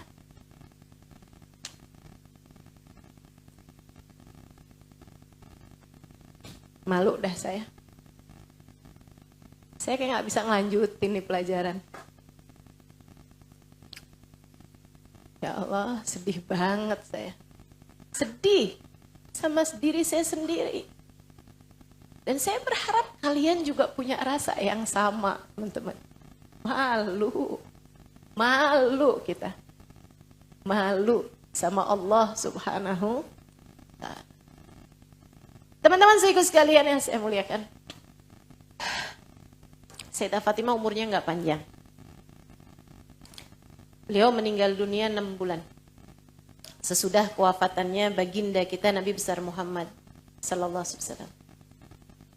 Saat Nabi Muhammad meninggal dunia, semua anak-anak Nabi Muhammad sudah meninggal, hanya sisa Sayyidah Fatimah. Umur Sayyidah Fatimah waktu itu 29 tahun. Masih sangat muda. Di bawah saya, di bawah kita semua. Kebanyakan dari kita, di bawah kebanyakan dari kita. 29 tahun teman-teman saya sekalian. Usia Sayyidah Fatimah. Kesedihan luar biasa dirasa oleh Sayyidah Fatimah. Dia tiap hari mengunjungi ayahnya ketika ayahnya mulai sakit-sakitan. Dan Sayyidina Nabi SAW tiap kali lihat Fatimah, lalu beliau tersenyum. Meski seperti apapun keadaan beliau di kala sakit tersebut. Sampai satu hari, Nabi Muhammad SAW yang suaranya semakin lirih, yang suaranya semakin parau, berusaha untuk mendekatkan Sayyidah Fatimah padanya ketika Sayyidah Fatimah sedang duduk di sisinya. Kayak memberi isyarat untuk mendekat gitu. Nabi membisiki padanya. Sudah dibisiki oleh Nabi Muhammad SAW, Sayyidah Fatimah menangis terisak-isak. Sayyidah Fatimah menangis terisak-isak. Habis itu Nabi yang lihat Sayyidah Fatimah nangis sampai yang nyesek gitu nangisnya. Nabi nggak tega ngelihatnya. Nabi kemudian membisikinya kembali. Habis dibisiki kayak begitu, Sayyidah Fatimah mengusap-usap air matanya. Kemudian berusaha untuk tersenyum. Senyum Sayyidah Fatimah. Sayyidah Aisyah yang melihat pemandangan tersebut heran-heran gitu. Ini orang apaan sih rahasianya? Yang dibisikin apa Anda? Sekali dibisikin yang pertama nangis sampai kayak begitu, habis itu dibisikin yang keduanya senyum-senyum kayak begitu. Apaan sih nih rahasianya antara bapak sama anak nih? Ketika Sayyidah Fatimah beranjak keluar, udah selesai jengukin ayahnya, disamperin sama Sayyidah Aisyah. Fatimah, boleh tahu dong, dibisikin apaan sih? Kenapa Sayyidah Aisyah pengen tahu? Teman-teman sekalian, nih ya, bukan karena yang orang sebut dalam bahasa Arab fudul, pengen tahu urusan orang. Atau yang disebut sama anak zaman sekarang dengan istilah kepo, enggak gitu. Enggak gitu, bukan. Kenapa terus? Sebab Sayyidah Aisyah itu adalah pendidik, ustazah, guru wanita dalam Islam yang dipersiapkan oleh Nabi untuk menjadi pengajar sewafat Nabi Muhammad SAW. Tentu beliau harus tahu berbagai macam ilmu. Dan tentu saja menurut Sayyidah Aisyah ini adalah sebuah ilmu besar dalam kehidupan. Saya selayaknya belajar tentang hal ini. Sebab betapa sangat cepatnya perubahan dari tangis sampai kepada tawa. Cepet banget gitu. Kayak anak kecil. Kalau anak kecil mah pantas saja ya. Habis nangis kemudian ketawa gitu. Kan pantas saja. Tapi ini orang dewasa gitu. Apa sih yang membuat istilah orang zaman sekarang mood swing, ya? Perubahan rasa yang begitu cepatnya terjadi dalam diri Sayyidah Fatimah. Apa nih gitu? Dari nangis kayak begitu ke senyum kayak begitu tuh apa sih sebenarnya? Penasaran, pengen tahu. Apa jawab Sayyidah Fatimah? La ufsisir Rasulullah wa huwa hayy. Aisyah, saya tidak akan membuka rahasia Nabi Muhammad. Kalau dibisikin kan berarti rahasia. Kamu tuh kalau dibisikin bukan berarti abis selesai dibisikin kamu sampein lagi sama orang. Padahal orangnya udah bilang nih, jangan cerita-cerita ya sama orang. Kamu cerita lagi sama orang. Tapi jangan cerita-cerita loh sama orang. Dia cerita lagi sama grup, jangan cerita-cerita loh sama orang. Nah, akhirnya kemudian jadi rahasia yang istilah orang zaman sekarang rahasia umum. Ada rahasia tapi umum. Umum tuh lawannya rahasia. Nah ini ya. Nabi Muhammad, Sayyidah Fatimah bilang, la usisir Rasulullah wa huwa hayy. Saya tentu tidak akan membuka rahasia Nabi Muhammad, sedangkan Nabi Muhammad masih hidup. Bukan berarti Sayyidah Fatimah kayak yang kepo amat sih loh. Enggak gitu teman-teman. Akan tetapi orang dibisikin kan berarti rahasia. Kalau rahasia, berarti kan enggak mau orang tahu sepanjang masa hidupnya orang tersebut. Sampai sesudah wafatnya Nabi Muhammad beberapa waktu yang lama ya, udah kayak yang semuanya udah normal, kehidupan kembali berjalan. Suatu waktu Sayyidah Aisyah berjumpa lagi dengan Sayyidah Fatimah, kemudian Sayyidah Aisyah bertanya, ini hati-hati ya, kalau pelajarin sejarah tuh kamu harus paham karakter. Sehingga jatuhnya nggak jelekin satu dari yang lain gitu. Jatuhnya tidak dengan memuji yang satu dengan menjelekkan yang lain. Karena hati-hati, kadang-kadang tuh pujian itu kamu bisa memuji sekaligus menjelekkan yang lain. Ustazah Halimah nih kalau nerangin enak ya, jelas. Nggak kayak, hati-hati, hati-hati. Muji boleh, tapi dengan nyinyirin yang lain jadi haram. Hati-hati teman-teman saya sekalian, hati-hati. Anak saya mah alhamdulillah, dia tuh orangnya tuh ya, kalau misalnya saya kasih sedikit gitu dia terima. Saya tuh kan pernah lihat tuh anak tetangga. Kamu mau muji anakmu boleh-boleh aja, tapi dengan jelekin yang lain, itu bikin kamu jadi ribah teman-teman. Makanya kalau membahas cerita tentang orang-orang mulia, ini nih, saya pelajari dari para ulama-ulama, guru-guru kita. Itu setiap kali menceritakan tentang kisahnya sahabat, itu muji tanpa menjelek-jelekan siapapun. Jadi mesti punya kedewasaan dalam mempelajari sejarah dengan cara mempelajari karakter setiap orang. Gitu. Jadi kan kalau kayak cerita kayak tadi tuh, kalau misalnya nggak dipahami dengan dewasa, kok Sayyidah Aisyah kepo amat? Tuh, Sayyidah Fatimah aja nggak mau buka rahasianya. Kan begitu jatuhnya. Kok kayaknya Sayyidah Fatimah kok nggak mau ya rahasianya itu diketahui sama istri ayahnya. Sama dengan ibu tirinya. Hatimu tuh yang kotor. Hatimu yang kotor. Hati-hati, hati-hati. Sesudah wafatnya Nabi Muhammad, Sayyidah Aisyah nanya sama Sayyidah Fatimah. Fatimah pengen tahu dong. Dulu tuh yang kamu, waktu itu loh saya tanyain. Oh iya Aisyah. Yang kamu tanya sama saya urusan saya dibisikin sama Nabi terus nangis, saya dibisikin lagi terus senyum. Iya Fatimah, kalau boleh saya tahu. Tentu Aisyah. Saya dibisikin sama Nabi Muhammad. Ya Fatimah, tiap setahun sekali Jibril mengulangkan kepadaku Al-Quran. Dari awal hingga akhirnya, sekali.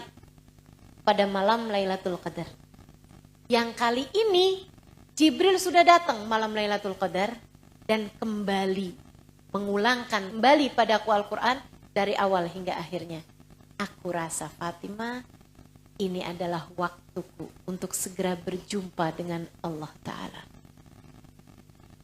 Bahasanya pakai kode-kode. Ya enggak? Enggak yang kayak yang saya mau mati nih Fatimah. Enggak gitu.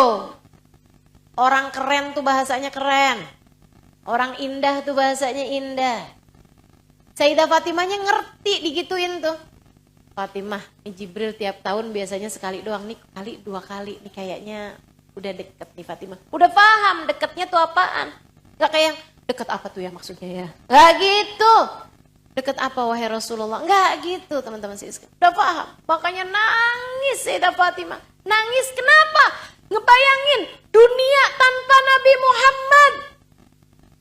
Ngebayangin hidup tanpa Nabi Muhammad. Ya siapa yang tahan? Ngebayanginnya aja udah nangisnya setengah mati. Saya ngebayangin Sayyidah Fatimah waktu itu aja udah. Ya Allah, ya Allah. Sedih saya. Ya kayak apa Sayyidah Fatimah yang ngerasain ya? Langsung deras air matanya nangis. Ya Allah. Habis hari-hari ini siap nih. Sesudah masa-masa cerah ini akan datang kelabu yang tak akan pernah tersingkap lagi. Akan datang mendung yang tak akan pernah lagi terbit mataharinya. Ya Allah, akan datang malam tanpa pernah fajar kembali menjelang. Sedih. Gimana nih dunia tanpa Nabi Muhammad? Gimana nih hidup tanpa Nabi Muhammad? Nangis Sayyidah Fatimah. Nabi gak tega lihat. Dihibur. Dibisikin lagi. Kamu bisa kebayang gak?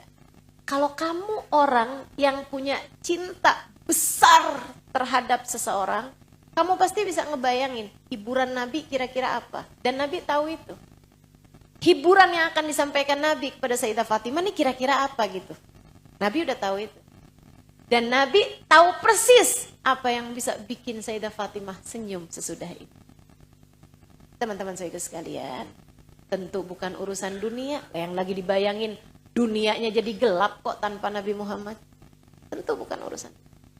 Apa dong kabar gembira dari Nabi Muhammad yang segera membuat Sayyidah Fatimah tersenyum? Ya Fatimah, innaki awwala ahla baiti lahiqatan. Hai Fatimah, kamu akan menjadi yang pertama dari keluarga yang segera akan menyusul aku. Artinya, gak lama kok nak, bentaran lagi juga kamunya juga ikut nyusul. Artinya, ini ayah mau meninggal nak, kamu siap-siap juga, habis itu kamu kok. Kalau kamu digituin orang mau mati,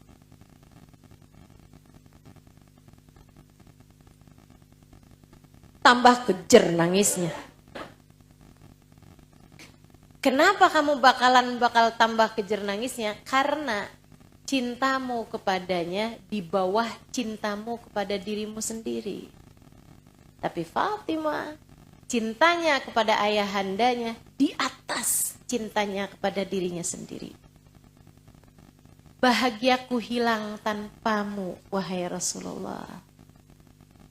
Ceriaku habis tanpa kehadiranmu, wahai Rasul. Hidup tanpamu hanya berisi derita, wahai Rasulullah. Aku tahan lapar, seperti yang kau tahu. Aku tahan miskin, seperti yang kau tahu. Aku tahan terhadap apapun, seperti yang kau tahu. Akan tetapi jangan biarkan aku terpisah darimu, ya Rasulullah. Sebab aku tak akan tahan menghadapi hidup tanpamu, ya Rasulullah. Karenanya Nabi tahu persis titik mana yang kiranya membuat Sayyidah Fatimah tersenyum. Nabi segera berkata, kamu adalah keluargaku yang segera akan menyusul aku. Gak lama ya berarti. Ala tardain ya Fatimah, innaki sayyidah nisa ahlil jannah. Dan ingat Fatimah, kamu akan menjadi ratu perempuan surga. Ratu perempuan surga. Masya Allah. Senyum Sayyidah Fatimah. Habis wafat Nabi Muhammad SAW, Sayyidah Fatimah tinggal nungguin aja.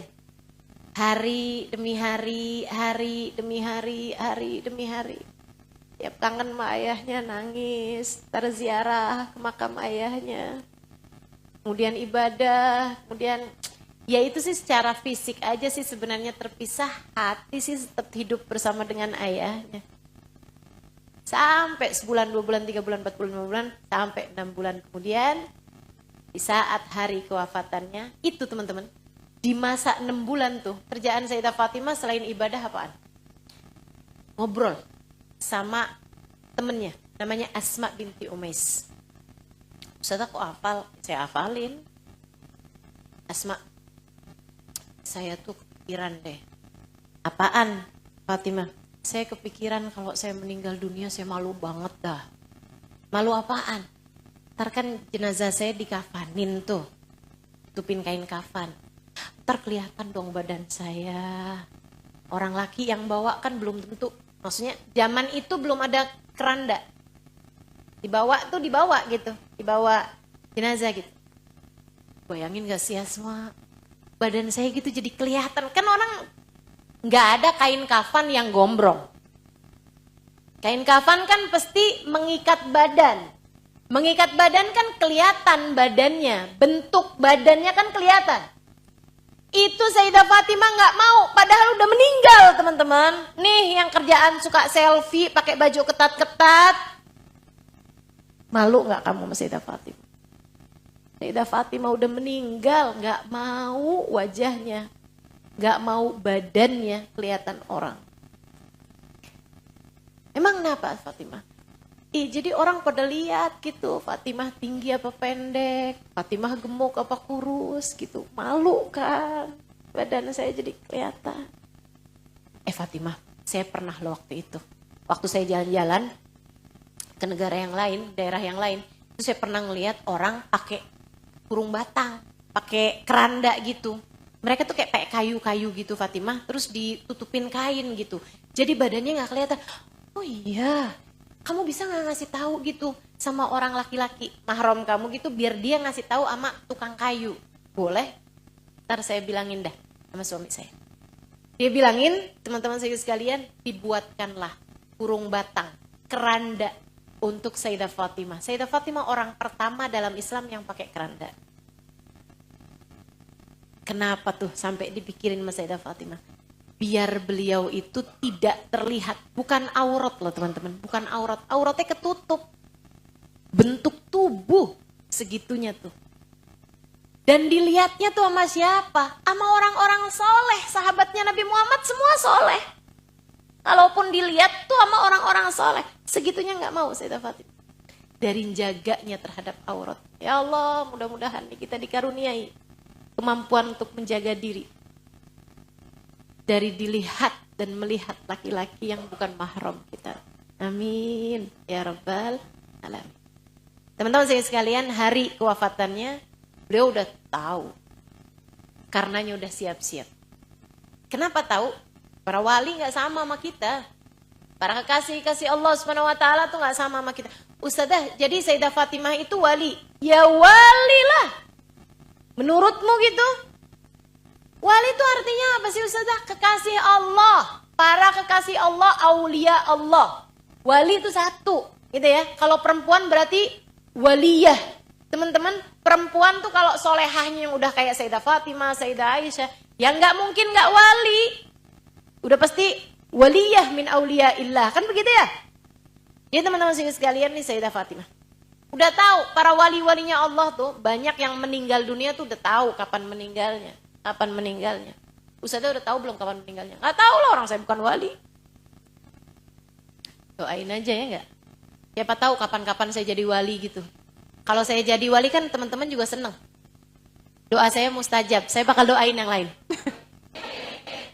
Doain saya jadi wali. Aneh aja ya doanya ya. Abang saya pernah kayak gitu tuh. Saya doain Im, kamu jadi wali, katanya dia bilang gitu. Saya bilang, ya doa aja sendiri Kak. Enggak lah, kamu aja yang jadi wali. Saya bilang, emang kenapa gitu Kak? Biar doa kamu mustajab, terdoain saya. Lah kenapa gak dia sendiri aja ya? Aneh-aneh. Baik. Teman-teman saya sekalian saya muliakan. Tapi gak apa-apa lah ya, teman-teman doain saya jadi wali. Ntar saya kalau jadi wali, saya doain teman-teman. Muter-muter kan. Ini Sayyidah Fatimah, udah tahu kapan beliau meninggal dunia teman-teman. Makanya hari itu ceria. Pesan-pesan, Asma, ntar kamu ya yang mastiin semuanya, kapan apa semuanya nih. Udah siap-siap, kafannya semua udah disiapin. Pesan-pesan, kumpulin keluarganya. Ali, Hasan, Hussein, anak-anak putrinya.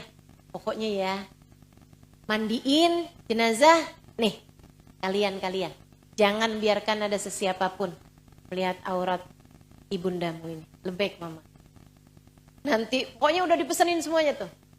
Saya meninggal malam, dikuburin malam itu juga. Saya begini begitu semuanya udah. Saya nanti ditutupin keranda, udah saya pesenin sama Asma. Udah tuh, udah rapi semuanya. Beliau mandi, bersih-bersih, cantik-cantik, wangi-wangi. Beliau sholat, kemudian beliau sudah berpesan. Dengan beberapa pesan, beliau pun menghembuskan nafas yang terakhir, meninggal dunia. Masya Allah. Dimakamkan di Baqi'. Teman-teman saudara sekalian, saya dapat ijazah dari Hubabah Maryam bintil Habib Muhammad bin Abdul Al-Haddar, guru saya, almarhumah yang sudah meninggal, ya, bukan Hubabah Maryam bin Hafid. Nah itu ponakan Habib Umar bin Hafid. Namanya juga Hubabah Maryam ya. Yang ini Hubabah Maryam yang sudah meninggal dunia di Madinah, kakak dari Hubabah Nur. Ya. Hubabah Maryam ngasih ijazah sama saya, kamu Halimah kalau lagi di Madinah, entah untuk haji, entah untuk umroh ya. Itu katanya beliau, kamu kalau lagi ada hajat, keluar dari hotel, sesudah wudhu, niat untuk berziarah ke makam Sayyidah Fatimah di Baqi'. Kamu bawa uang kamu itu kamu sedekahkan kepada orang-orang miskin di jalanan. Sebelum kamu nyampe ke makam Sayyidah Fatimah. Kamu pergi langsung ke Baqi'. Kamu niatnya memang niat ziarah ke makam Sayyidah Fatimah yang ada di Baqi' sana. Kamu bawa uang, sedekahkan, nyampe ke makam Sayyidah Fatimah, ziarah. Kamu kemudian doa, minta sama Allah apa yang menjadi hajatmu. Nah, kata Hubabah Maryam, saya tidak pernah mengerjakan itu, melainkan semua hajat saya Allah Subhanahu wa taala ijabah dalam waktu yang sangat cepat.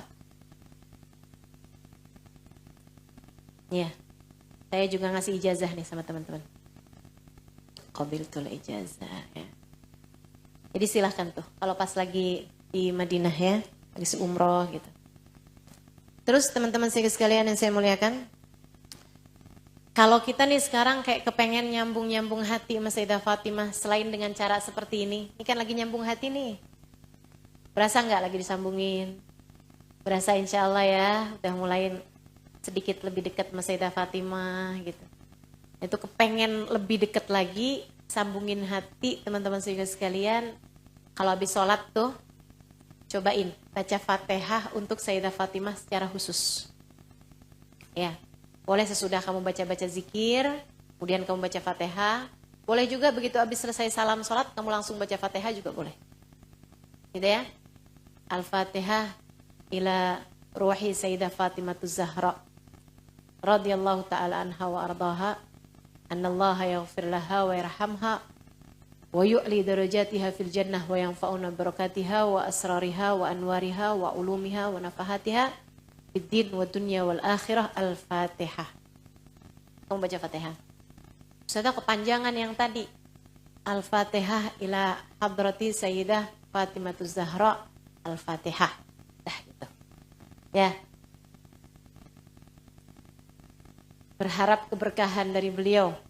Berharap karomah dari beliau, sambil minta sama Allah, ya Allah sambungkan hati saya sama beliau, ya Allah jadikan saya sebagai orang-orang yang memiliki sambungan hati dekat dengan beliau, ya Allah jadikan saya bisa meneladani kehidupan beliau. Mudah-mudahan Allah SWT karuniakan kepada kita apa yang Allah karuniakan kepada Sayyidah Fatimah, kemampuan menjaga diri, ibadah, cinta kepada Allah SWT dan Rasulnya, dan rahmat terhadap umat, kasih sayang kepada umat yang bahkan sampai rela dirinya sendiri yang susah, yang penting orang lain bisa mendapatkan kemudahan. Masya Allah. Mudah-mudahan Allah SWT mengabulkan hal ini insya Allah. Qabbalallahu minna wa minkum taqabbal ya karim. Kita akhiri dengan bacaan suratul Fatihah untuk yang tercinta Sayyidah Fatimah Zahra. Annallaha yaghfir laha wa yarhamha wa yu'li darajatiha fil jannah wa yanfa'una barakatiha wa asrariha wa anwariha wa ulumiha wa nafahatiha fid din wa dunya wal akhirah. Al-Fatihah.